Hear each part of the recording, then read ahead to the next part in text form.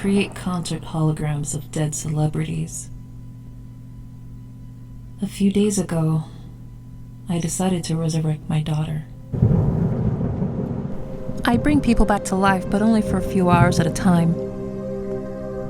Usually the length of a concert performance, though my company has been experimenting with meet and greets and other extended events. We create holograms of dead famous folks. There are some like us in the industry, but we're the best, by miles and miles. We've been using AI to generate practical, real-time responses that perfectly mimic the client's personality. The tech hasn't actually been shown to the public yet. Everything is hush-hush. But believe me when I tell you that we're so close to changing the world. I say we as an umbrella term for all the engineers and programmers and marketers and everyone else that works on these projects, because everyone plays a role in these virtual resurrections. But it is my tech.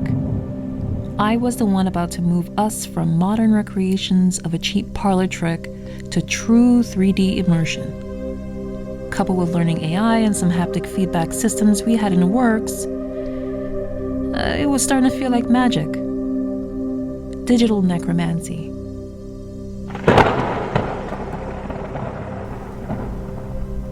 It was rewarding, exciting, if somewhat morbid work.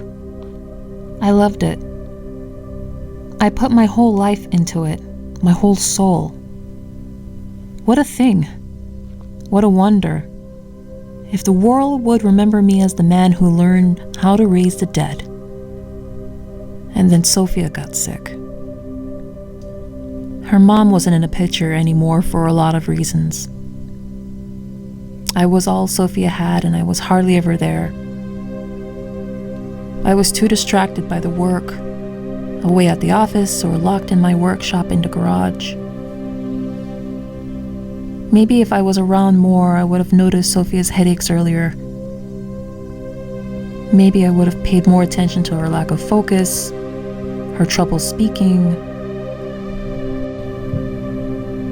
All of those mood changes I just chalked up to becoming a teenager.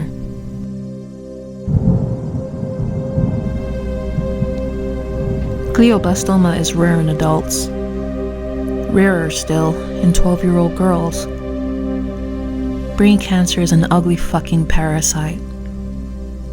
It causes agony and chips away at the host's identity, their self, before draining them to the bone. It took Sophia from me in 6 months. By the end of it, I didn't recognize my daughter. Her hair, once dark as fresh ink and long as a winter night, had all fallen out. Her eyes were white pits, surrounded by cracked skin. Sophia couldn't speak, didn't even look at me most days. She only stared up towards the ceiling. But sometimes she held my hand, even squeezed a little, and that became my universe. The day we put her in the ground, in the dark, I came home alone. There was no wake. People called. Some knocked on the door or left food, but I ignored them all. That night, I got drunk, sat on the deck, breathing cool October air, and I put a gun in my mouth. I tasted the metal and the plastic. For a very long time, I sat there, eyes closed, listening to the sounds coming from the woods. I had my finger on the trigger, but couldn't move it, that final, lethal quarter-inch. Then I heard a bird singing, a nightingale. It was beautiful, like bells on the wind. The song saved my life because it reminded me that the dead don't need to stay dead. I could bring my Sophia back. I could rip her soul from that buried dark and give her a new body made of light. Modern holograms, the kind you might have seen when a dead singer pops up on stage, aren't really holograms at all. They're two-dimensional projections using light and mirrors. A technique which has been around since at least the 19th century, then known as Pepper's Ghost. A more modern equivalent using metallized film and LED screens is called Musion eyeliner. But none of that, none of what you may have seen before, is a true recreation. My system was nearly there before Sophia got sick. It took me a year to finish after she passed. I devoted every waking moment to the project, quitting my job, withdrawing from the world. Because you see, it wasn't just the hologram that needed to be perfect. At the end of the day, that's only light. The projection needed to be my daughter. That was the difficult part. I had some brain scans to work from prior to the tumor taking over completely. There wasn't much. But I had Sophia's own words, pages and pages of a diary where she bled her heart blood onto the page. I had old videos, pictures, and my memories. 12 years of memories. If only I was there for her more often. If only I hadn't missed so many birthdays. Never again. I fed all the information I could find into the AI. The day I flipped the switch and brought Sophia back, it was the happiest day of my life. The workshop was dark, blackout curtains on the walls pushing out any outside light. The room was dominated by a 6-monitor setup next to the platform.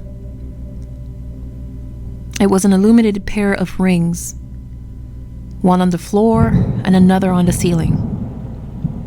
Each ring contained 2,500 projection points.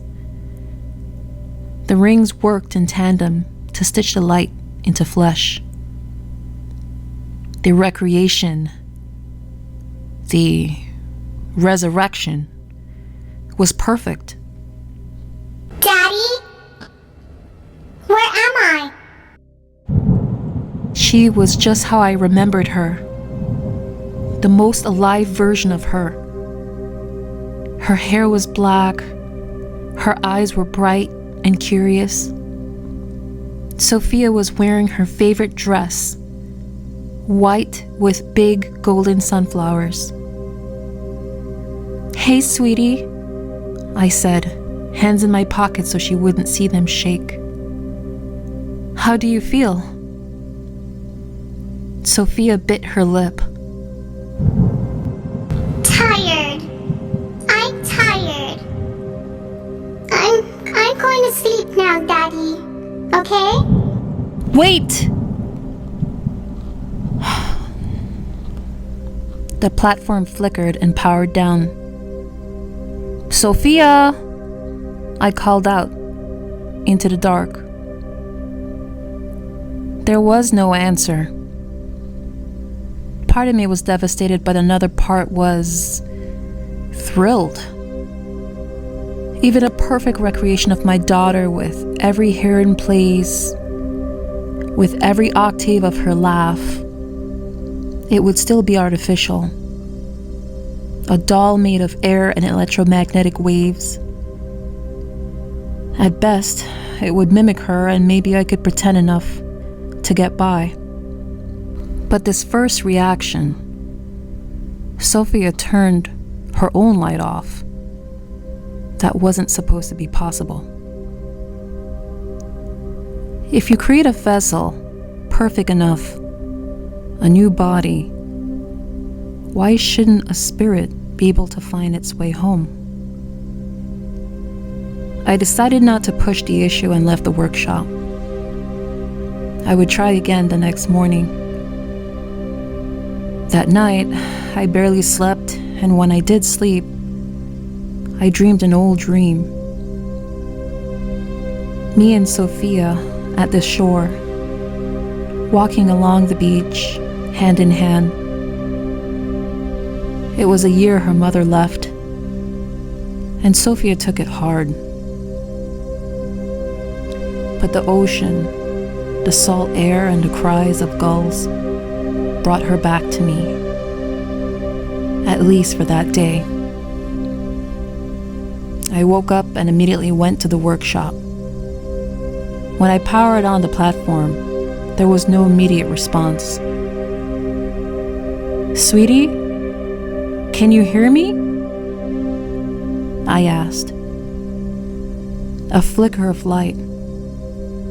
Then Sophia appeared. Daddy, I feel strange. Is this a dream? No. Sophia, no. This is real. Sophia held up her hand and looked down at the palm. I'm cold. Why am I so cold? There was an accident. You were sick for a while. Not well. I mean, but you're better now. Everything is fine. Sophia was shaking her head. Daddy, I'm scared. I don't feel right. What's happening? I would have traded my life to hold her for even a moment. But she was only light and memory. Still, I couldn't resist reaching out for her to the edge of the platform. Where am I? We're in the workshop. You were sleeping. Sophia shook her head again, violently this time. No, I'm somewhere else. It's dark. I think I hear the ocean. I hear waves, and there's sand under my feet. But why is it so dark? Wait, did you hear that?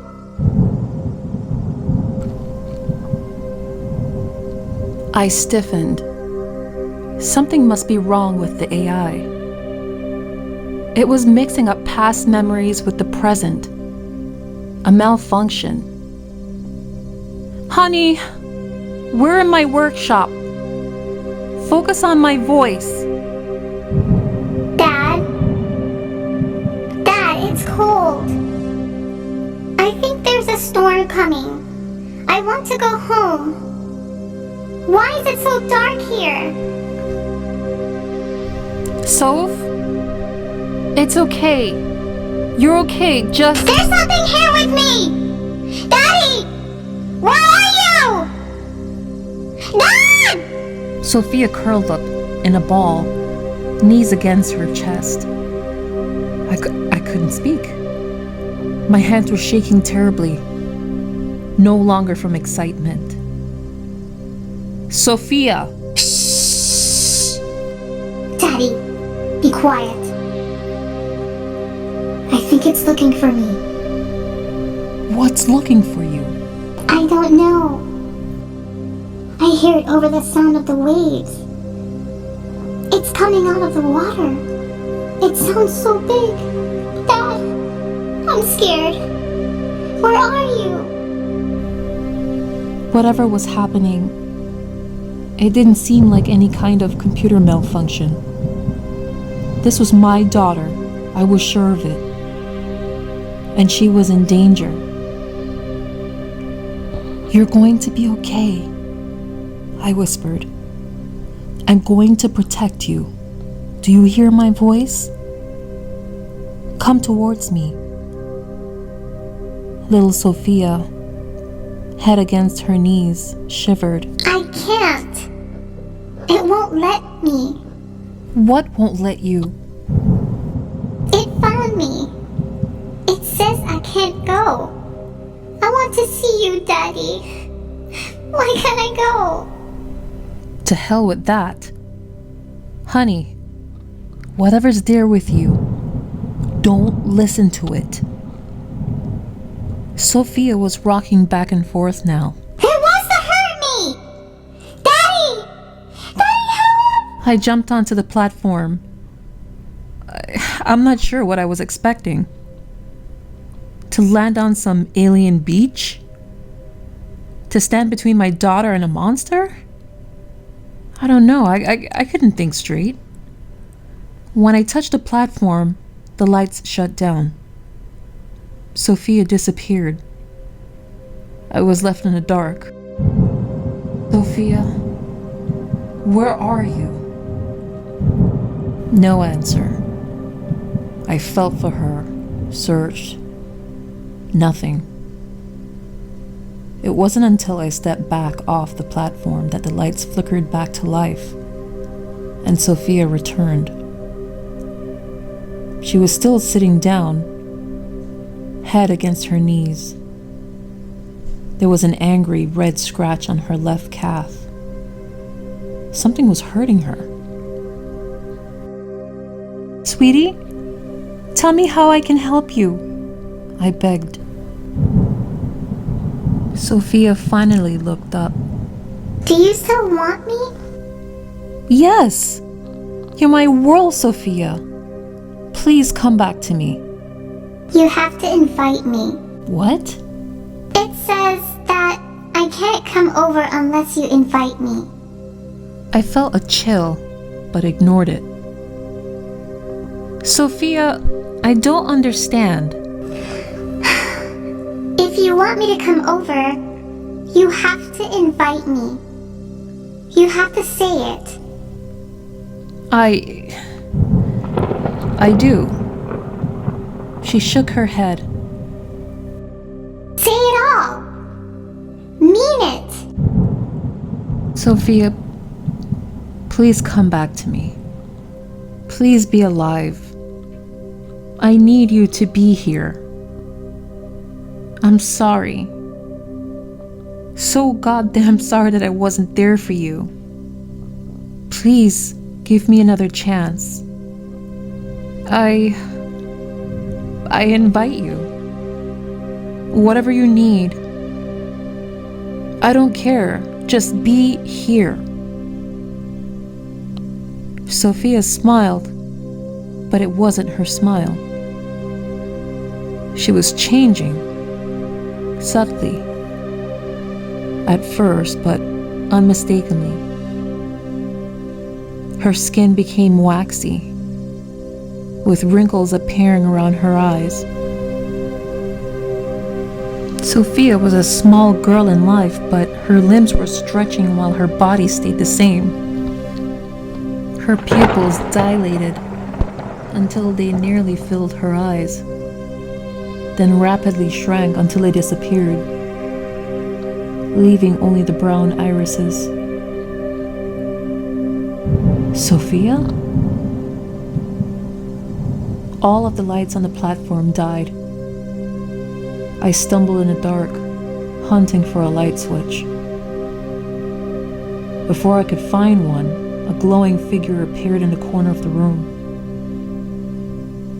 It was similar to my daughter, like some gruesome jigsaw puzzle that recycled a few familiar pieces. Sophia? I asked, backing away until I bumped into the wall. The thing smiled. Thank you. It whispered, in a voice far too old to be my little girl. Then the thing was gone, and I was left in the dark alone. It took the better part of a panic minute for me to find the light switch. The workshop was empty, nothing out of place. The platform was offline and remained dead no matter how many times I tried to reboot it. I sank to the floor and wept. Then I noticed the cold. I could see my ragged breaths coming out as steam. I fled the workshop, and I've since barricaded the door. I don't know what I invited over. If it causes any harm, I'm sorry. Put yourself in my place. I thought I had a chance. I don't know where to go from here. Every moment, every conversation with Sophia keeps playing on a loop in my head. Was it ever really her? Did I miss another opportunity to save her? Or was my daughter only a mask for something that wanted to cross over?